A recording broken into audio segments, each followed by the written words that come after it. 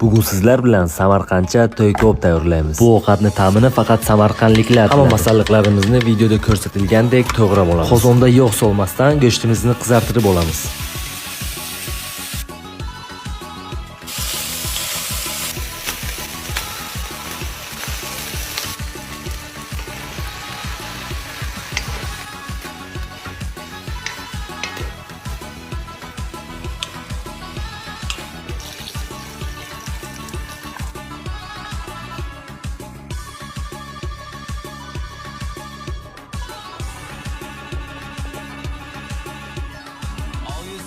Can bile tabandama Mihri Ravşan dil bikin tabandama Mihri Ravşan dil bikin tabandama Örgeli yüzün gülüstana küzü Savık birle gül bikin turkandama Savık birle gül bikin